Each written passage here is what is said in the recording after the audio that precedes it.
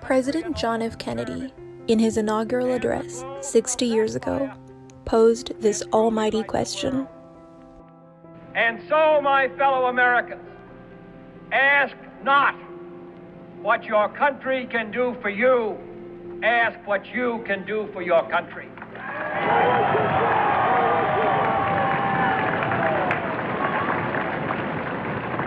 Ask not what your country can do for you. Ask what you can do for your country. This question has never been more pertinent. Linkage institutions. Does this ring a bell? Linkage institutions in the United States are the conglomeration of the four main pillars of political participation. As the phrase states, they are institutions that link the people to their government. The four pillars are elections, political parties, interest groups, and media. Have you ever voted? Marched in a protest?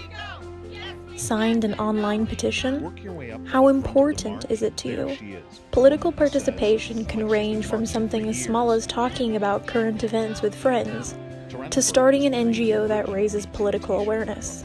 With the current state of our global politics, now more than ever, it is crucial that we come together and realize our responsibility as citizens. Our generation has been told time and time again that our lives do not matter and we have no historical purpose. We are out here today proving that wrong. Your political participation helps drive moments like this, this, this, this,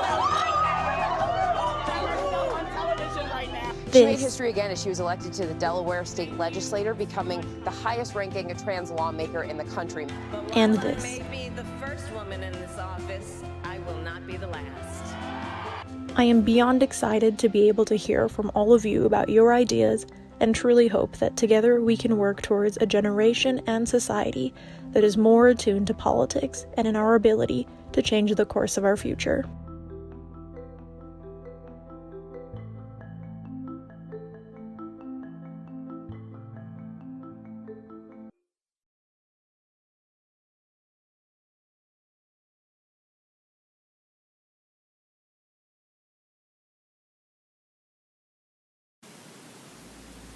After World War II ended, the world has been enjoying relative peace for decades without any use of weapons of mass destruction by nations. However, what if we have escaped world wars only by a hairbreadth? This could be something that we do not feel comfortable confronting. Nuclear weapons are weaponry that emits a massive impact of an explosion, as well as lethal radiation, which tortures victims for years later on. Hiroshima and Nagasaki are the only places that experienced direct use of the weapon against humanity. The tragedies have taken more than 150,000 lives. Several tests conducted by nuclear weapon states also victimized numerous indigenous and marginalized people. Today, there exist more than 13,000 nuclear warheads, and some countries are even upgrading their nuclear arsenal. Meanwhile, on January 22nd, 2021, the Treaty on the Prohibition of Nuclear Weapons TPNW was enforced. Thus, we are also witnessing a huge momentum toward humanitarian regulations on the weapons. Although there are theoretical supports for nuclear weapons to exist, is nuclear deterrence the only way to secure citizens' lives? If not, what can we, as youth, do for the world free of nuclear weapons? Please give us your hand to discuss the reality and ideal of the secure world with your creativity and humanity. Nuclear politics. what we can do for a world free of nuclear weapons.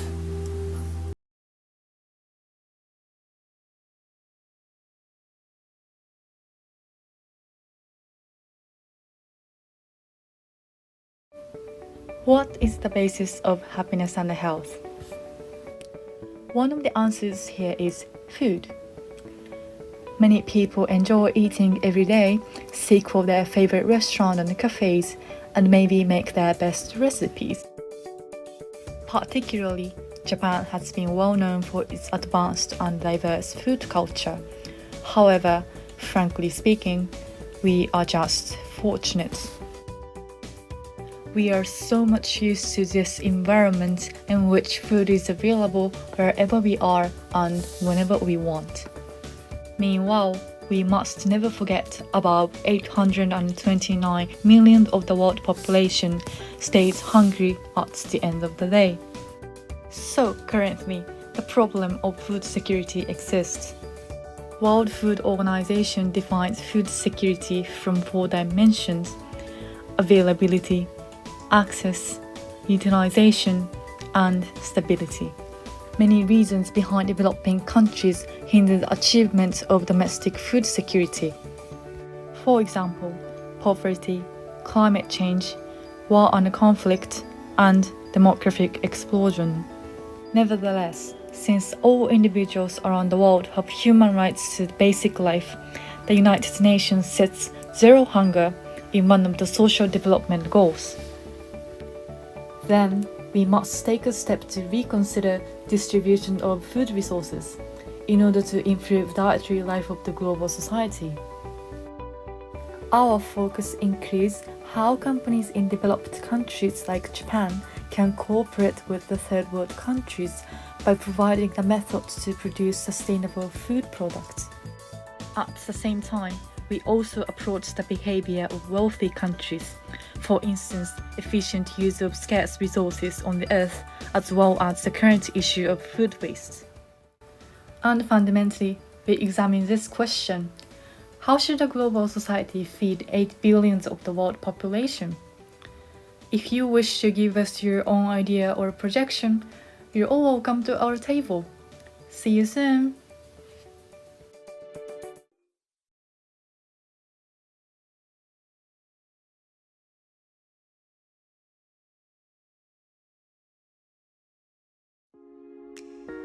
In the globalized world, many people live beyond national borders and also work in non-native countries.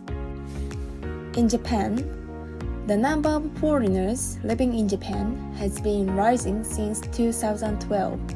So do the number of workers from abroad. On the other hand, this country faces serious aging problems which lead to the shortage of workforce. Then, Japanese government started to encourage accepting migrant workers. However, Japan has left too many unsolved issues to accept migrant workers at that time. Overworking, precarious working situation, not enough salary for migrant workers, and so on. Despite such situations, Japanese government amended the Immigration Control and Refugee Recognition Act in 2019 to accept more migrant workers. This act enabled Japan to accept more than 340,000 workers in such unstable situations. What made matters worse, because of the pandemic of COVID-19, migrant workers were forced to work in more severe situations than before. Some lost their jobs. Some don't know what to do because they cannot go back to their home countries. In this table, we will think again about migrant labor issues in Japan, which need to be solved as soon as possible due to the pandemic. Lastly, thank you for your time watching this video. If you got interested in this topic, please apply for it. I look forward to seeing all of you.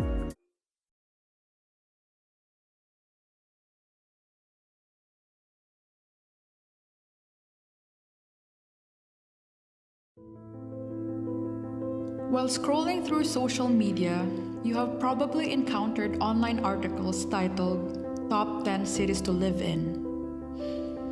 These rankings usually take into consideration a city's culture, livability, presence of economic opportunities, and quality of life.